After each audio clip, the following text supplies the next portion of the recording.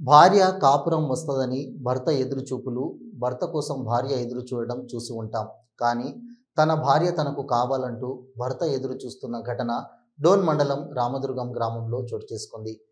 రామదుర్గం గ్రామానికి చెందిన భర్త పెద్దయ్య, తల్లి కళావతి వారు తెలిపిన వివరాల ప్రకారం లద్దగిరి గ్రామానికి చెందిన మనీషా 7 సంవత్సరాల కిందట వివాహం జరిగిందని, మాకు 2 సంతానమని, మా ఊరిలో 6 ఎకరాల పొలం ఉంది, దానిని సాగు చేసుకుంటూ జీవనం కొనసాగిస్తున్నామని, మా కాపురం చక్కగా సాగుతున్న సమయంలో గత కొన్ని రోజుల క్రితం నా భార్య పుట్టింటికి పండుగకు చెప్పి అక్కడ విడిచిపెట్టి వచ్చానని, అప్పటి నుండి నా భార్య కాపురానికి రావడం లేదని ఈ విషయం తెలుసుకొని నేను అక్కడికి వెళ్ళి అడగగా మా అత్త మామలు నువ్వు లద్దగిరిలో ఉండాలని షరతులు పెట్టారన్నారు. అంతే తప్ప నీ భార్యని కాపురానికి పంపమని అంటున్నారు. అయితే నాకు మా గ్రామంలో మా అమ్మ నాన్నలు చూసుకోవడానికి నేను అక్కడికి వెళ్ళినట్లయితే నేను వారిని చూసుకోలేనని, నాకు భార్య పిల్లలు ఎంత ముఖ్యమో నా తల్లిదండ్రులు కూడా అంతే ముఖ్యమని దయచేసి మా అత్త మామలు లేనిపోని మాటలు నా భార్యకు చెప్పి నా పచ్చని కాపురంలో నిప్పులు పోస్తున్నారన్నారు. నా భార్య నా దగ్గరకు రాకుండా చేస్తున్నారని నేను మీడియా ద్వారా తెలియదలుచుకున్న విషయం ఏంటంటే, నా భార్య నా వద్దకు చేర్చేలా మా అత్త మామలపై అధికారులు చర్యలు తీసుకొని నా భార్య కాపురానికి వచ్చేలా చూడాలని వారు తెలిపారు. మా నాన్న పేరు వచ్చి మల్లయ్య, మా అమ్మ పేరు వచ్చేసి కళావతి. నేను 2019లో మ్యారేజ్ చేసుకున్న లద్దగిరి గ్రామంలో. కొడుకుత చెన్నయ్య, కొడుకుత లక్ష్మీదేవి వారి కూతురుని చేసుకున్నా. ఈ సంవత్సరం వచ్చేసి సంక్రాంతికి పండగని పంపించింటే నా భార్యని కాపురానికి పంపించుకున్నారు.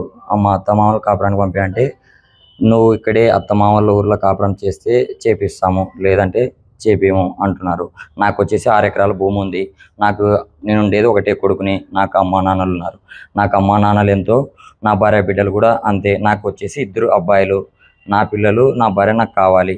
నేను వచ్చేసి మీడియా ద్వారా నా భార్య నా పిల్లలు వచ్చేటట్ట చూడమని విజ్ఞప్తి చేస్తున్నా. మా అత్త మామ మీద చర్యలు తీసుకోవాలని పోలీసు వాళ్ళని కూడా కోరుతున్నాను. నా భార్య వచ్చేసి ఆ అత్త మామల ఊర్లో అయితేనే వాళ్ళ అమ్మ నాన్న ఊర్లో అయితేనే కాపురం చేస్తానంటుంది. మోనింట్లో కాపురం చేయనంటుంది. లేదు, అక్కడే లేదని మా ఊర్లోనే కాపురం చేయాలని మాట్లాడినాము. పెద్ద మనుషుల నిర్ణయంతో మ్యారేజ్ చేసుకున్నాము. ఇప్పుడు వచ్చేసి నన్ను చిత్రహింసలు కూడా, నన్ను పిల్లల్ని భార్యను చూద్దామంటే కూడా రానికోకున్నారు, కొట్టనీకి వస్తున్నారు వాళ్ళ ఊరికి పోతే కూడా. నాకు వచ్చేసి నా భార్య నా పిల్లలు నాకు కావాలి.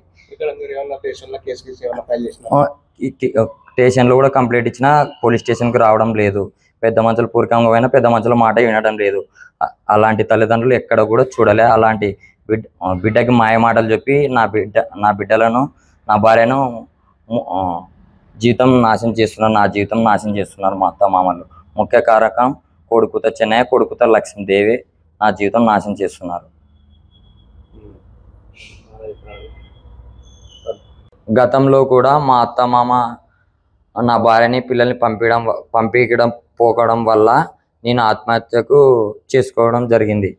కాబట్టి మా నాన్న వాళ్ళు నన్ను బతికించుకోవడం వల్ల నేను కోలుకున్నా. ఈసారి కూడా అదే విధంగా చేస్తే నేను ఆత్మహత్య చేసుకునే అవకాశం ఉంది. ముఖ్య కారణం మా అత్త మామ, కొడుకుత చెన్నయ్య, కొడుకుత లక్ష్మీదేవి. రామదుర్గం. నా పేరు కళావతి, మా ఆయన పేరు మల్లయ్య, నా కొడుకు పేరు పెద్దయ్య, నా పాలి పేరు మనీషా. 7 ఏళ్ళైంది పెళ్ళి అయ్యన్న. కాపురానికి రావడంలో ఒక పండగ కని పోతుంది, ఒక పెళ్లి కని పోతుంది, కాపురానికి రావడం లేదు. పంచాయతీ చేయింది రాదు పెద్దరెడ్డి కాడ. ఇవన్నీ మాట్లాడి పంచాయతీ చేసి తోలుకొని వస్తాము.